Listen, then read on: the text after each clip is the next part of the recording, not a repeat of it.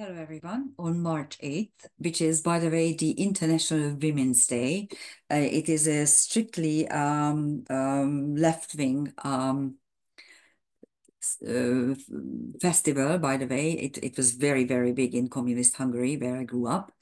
And at the same time, if you celebrate it, please do, because we need celebrations and we need good things in our lives. And getting flowers or giving flowers to someone is always happy.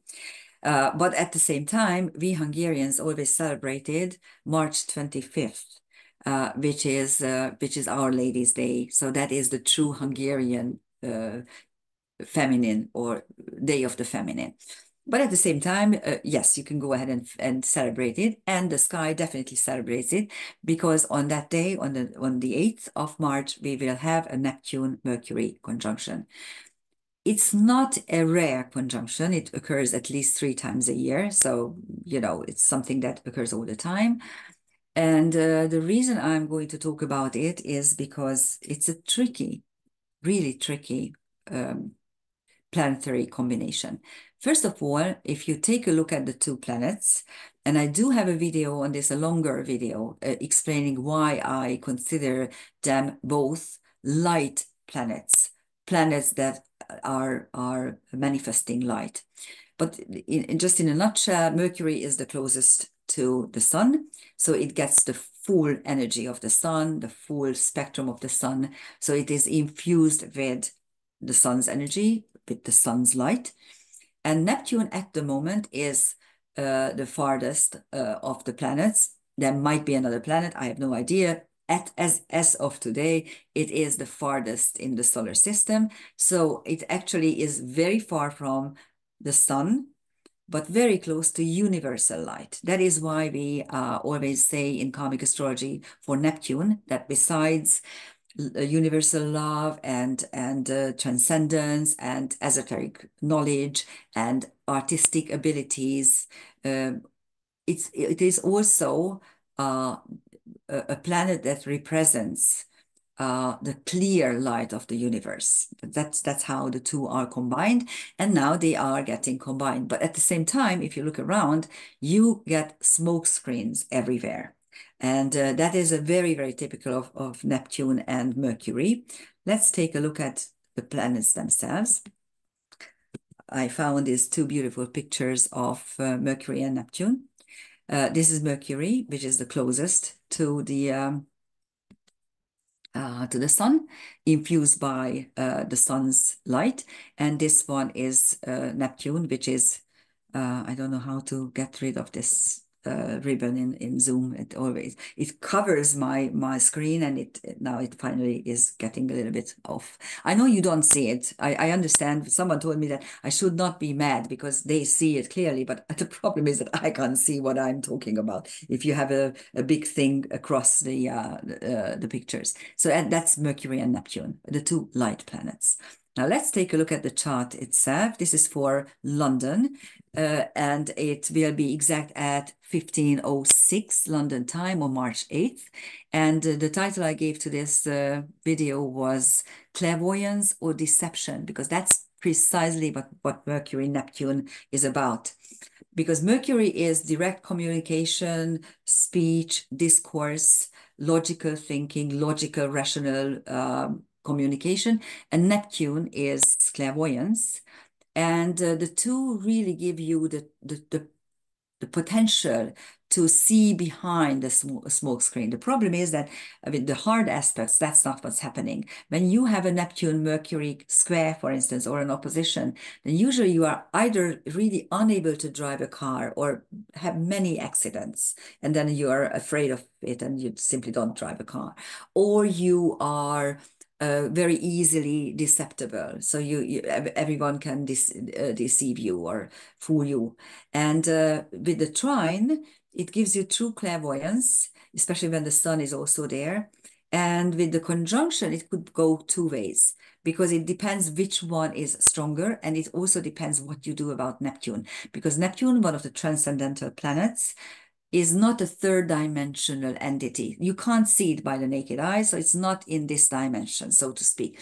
In order to function properly, you need to go up there, one one level higher, at least one level higher, so that you can see through the smoke screen. But when you look around at what's happening now, just a couple of days ago, Macron said somewhere that yes, we need to consider sending troops to Ukraine.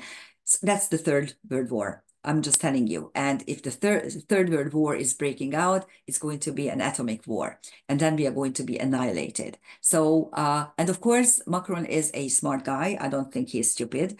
So he did it on purpose. They are starting to infuse our senses, our minds, with the idea that yes, there could be a war, because they want a war, because the war is always a huge business, because they make a lot of money, especially Americans make a lot of money during this war. I think it was your someone, was it either Victoria Nuland or the state secretary, or the secretary of state, what's his name, Anthony Blinken, who was trying to get Congress to ratify the next $60 billion installment sending aid to Ukraine, that out of $1, 90 cents goes back to the United States. Think about the dishonesty of this.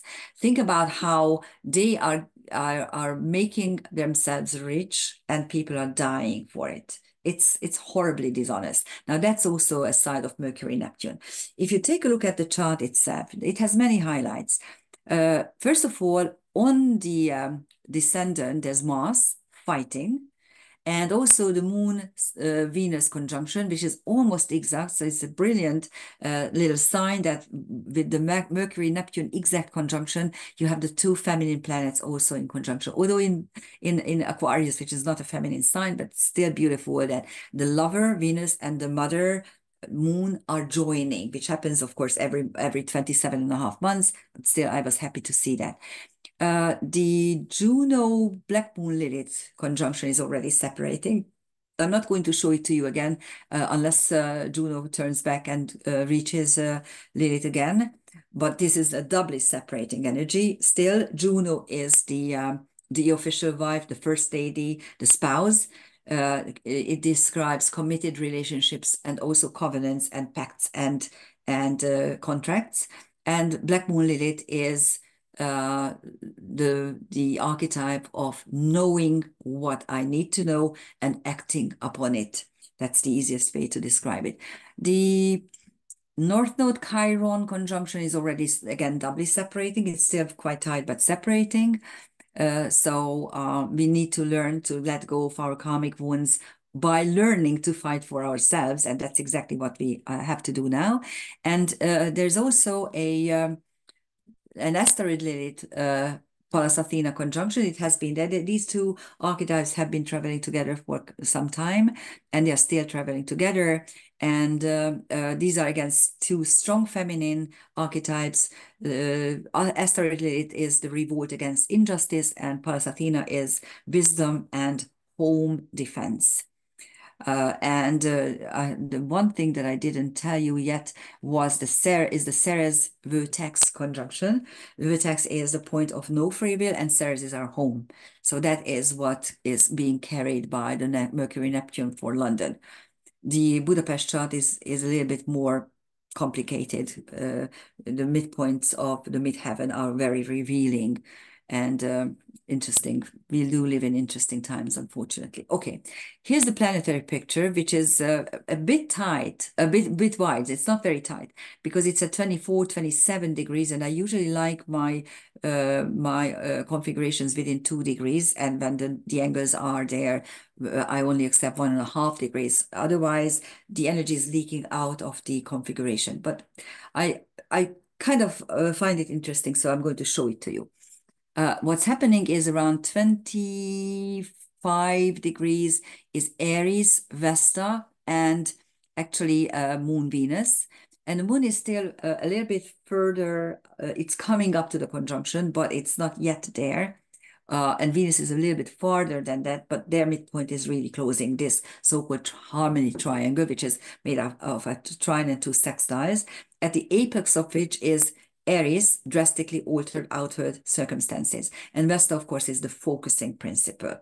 And here you have, that's an important thing, that this is active, this harmony triangle, which is a very lazy aspect, is activated by the square coming from the Mercury-Neptune exact conjunction to Vesta, or Vesta is making the square to the Mercury-Neptune conjunction. It doesn't really matter which way you look at it, but it means that, okay, if you want to know what's going on, pay attention, focus, Vesta, on what is being said and what is being smokescreened, and try to uncover the truth. That's the most under such horrible, drastically altered outward consequences. Because if you look around, what is happening in the world is that we were given 60, 65 years of peace here in Europe after two horrible world wars, and about 100 million people dead.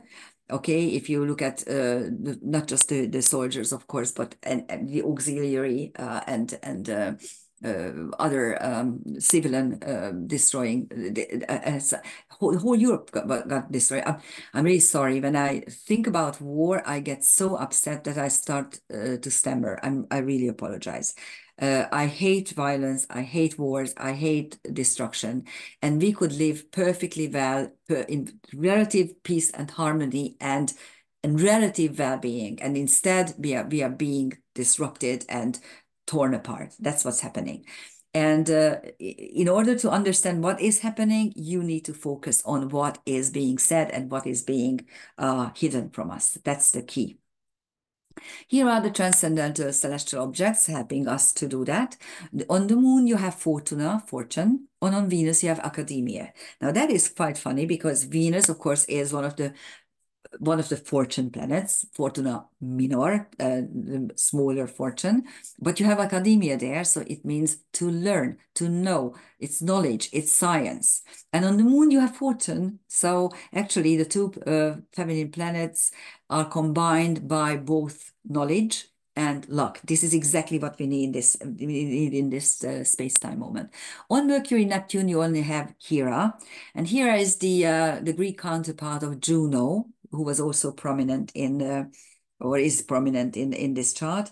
And Juno is really the queen of heaven, the mother of gods. She's the more elevated, more noble archetype. And Hera is more like, and the asteroid Hera is the smaller of the two, much smaller, actually it's a minor asteroid. And Hera really gives you the downside of the official spouse or the first lady, someone who is always jealous, someone who is intriguing or deceiving others, and also who is constantly doing away with the offspring that Zeus is creating outside the marriage, and she's trying to revenge. So she's a very vengeful person. And actually Hera shows that this Mercury-Neptune is not what we see. There's jealousy involved, there is also deception involved, and there's also very serious retaliation involved in this. Okay, on Vesta, you only have two fixed stars, which is quite rare. And the two fixed stars are the belt stars of Orion, Alnitak and Alnilam. These are all the three are on or very, very close to the celestial equator. And the celestial equator is the symbol of divine balance. So Alnitak and Alnilam are linked to divine balance. And on Aries, you have Aries drastically altered outward circumstances. You have four archetypes, four asteroids. By the way, if you are here for the first time, the asteroids are always labeled in purple or magenta. Asteroids describe the personal karmic level. TNOs and centaurs are blue. Those describe our karmic wounds. And fixed stars, which are not part of the solar system, which are part of the universe. So they are universal energies, and they are higher dimensional worlds where you can learn certain things and you can heal. So okay, and on Aries, yes, I forgot Aries. Okay, you have four strong asteroid figures: Ramses, Hypatia, Terpsichore and Pythagoras. Hypatia or Hypatia was the leader of the Alexandrian what do you call that? Sorry, library. Okay. For some reason, book. I was saying to myself, of course, library, that's where you keep books. So the Alexandrian library, which contained all the knowledge of it was a huge archive. It contained all the knowledge of the times. And in the 5th century, it was burned down, and Hypatia was killed. She was a mathematician, by the way. There's another mathematician, Pythagoras, who is also the father of numerology. So you have two mathematicians. So it means that you need logic and you need rationality. Ramses, of course, is the pharaoh, and Terpsichore is one of the muses. She's the muse of dance. So you need a muse, a strong pharaoh, and two mathematicians to overcome this situation that we are in. Bright prospects. Here's Capulus, which is where's Capulus? Why did I put this here? Hold on a second. For some reason I put it here. Maybe it just left there. I was leaving it there. But there's another configurations, which is again quite interesting because it is a non-closing and a bit wide planetary picture. Again, wide for my taste. You can use smaller orbs if you want to. To me, configuration needs to be within 2 degrees, and if the angles are involved, any of the angles, you need 1.5 degree in order to close and keep the energy in. And if you take a look, it's the 10th, 11th degree, really. So, and with 2 degrees, Ceres, Saturn, Juno, and even Lilith are there. What is really out of the orb is Pallas Athena, but because the conjunction moves her in, I left her in the picture. And I put there for you the travel. This is the daily travel of these celestial objects. Saturn is a little bit faster than usual. Ceres and Juno. Juno is retrograde, so that's why you have a minus here, because it goes backwards. These are quite fast. These are usually with asteroids, the usual daily travel is around 14, 15 minutes of an arc, 17 and a half or almost 18 are really fast. And then if you take a look at Lilith and Pallas Athena, those are a little bit less quick at the moment, so they are slower than usual. And the dark moon Lilith goes almost 2.5 degrees. It usually travels by around 3 degrees per day. So that's also a fast moving one. And which means that Pallas Athena is taken in by Lilith, and then the other not very tight one, dark moon Lilith, which is the acceptance of the curse in the Lilith myths, is the fastest among these smaller things. So it will actually close the configuration by late at night or early morning for sure, because by then it will travel 1.5 degrees for sure. So by the way, you have then you have an almost perfect mutable ground cross. Here, the most important portion is the Saturn-Juno opposition, which actually then gets 2 squares by Lilith and Pallas Athena, the 2 strong women.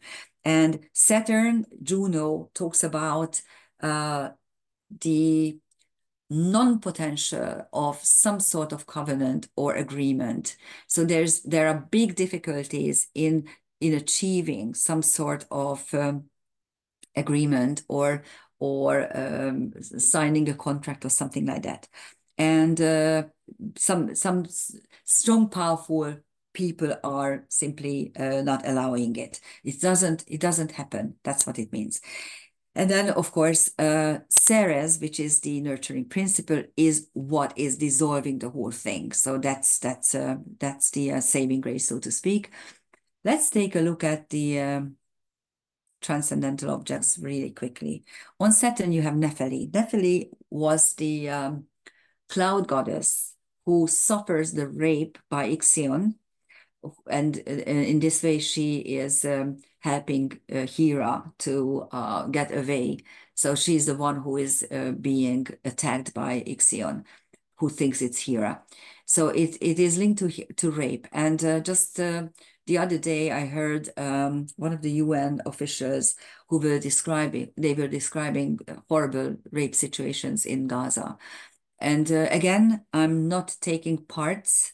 I'm not saying I'm not virtue signaling. I'm not saying who should do what. I hate war. I hate violence. I hate rape.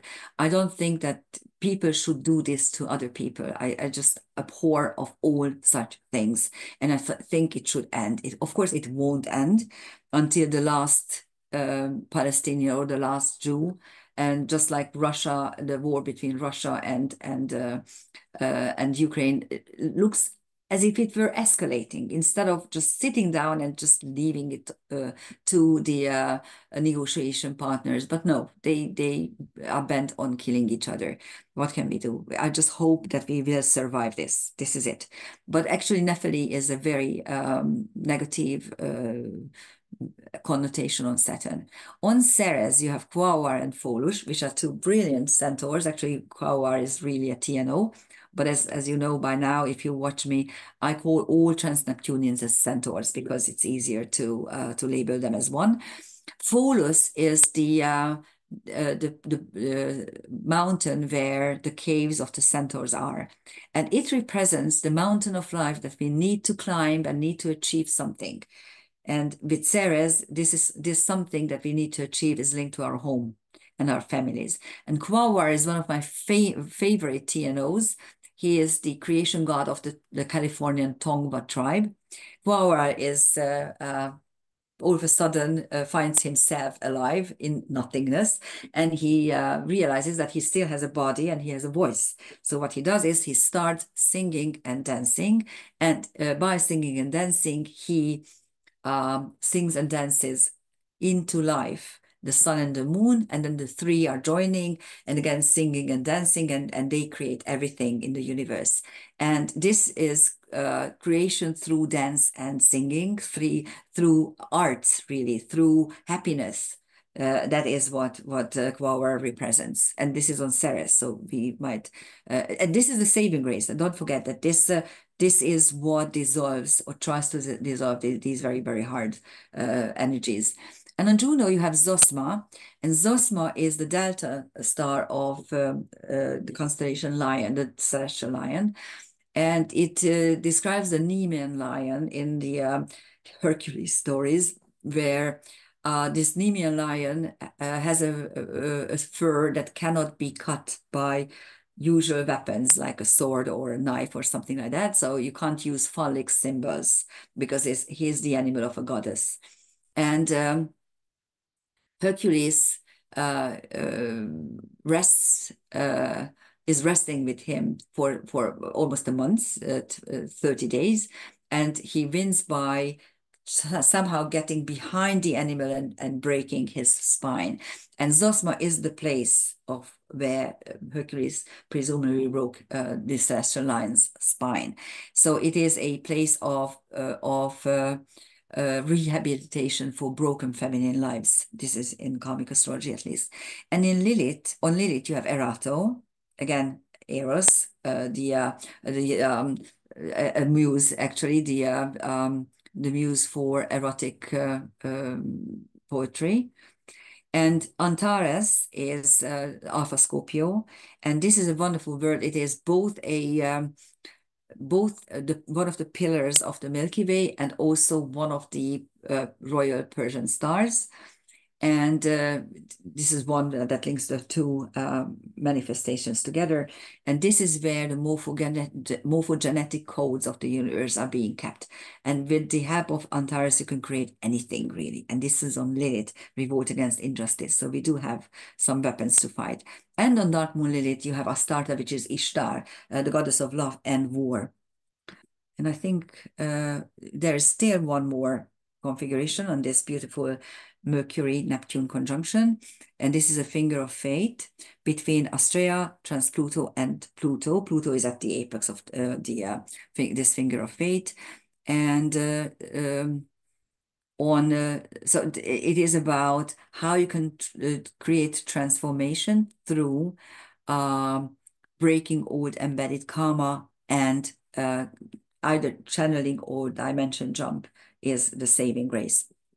And on Pluto, you have an asteroid and a fixed star. The asteroid is Grazia, which is grace, eternal and unlimited grace, which we badly need. And Altair is one of the shaman stars, Alpha Aquila, which describes the flight or the endeavor of the shaman to reach the top of the tree and to bring down the knowledge that is necessary. That is what we need to do now. And Pluto will be aligned with Altair for quite a long time, actually, almost all year, coming in and out of orb if you allow only 1 degree orb. So this is Mercury, Neptune. Pay attention to what is happening in the world. Look behind the smoke screen. Question everything. Don't remain in your bubble. Someone wrote on my previous video, she was like saying that this is right-wing propaganda and you should be ashamed. Yes, I do have my beliefs. Yes, I am very anti-liberal and anti-liberal in the sense that I used to be very liberal, but what goes under liberalism at the moment is something that I completely reject. I completely reject the green agenda as well because it's idiotic. I reject everything that is idiotic. And I always say that we can go back to roots. It's not alt-right or not right.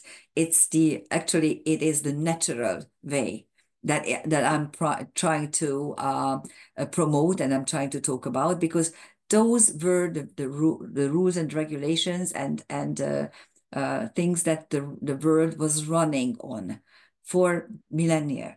Okay, the rules of nature, and that is what I'm trying to get to you. So thank you for listening. Bye bye.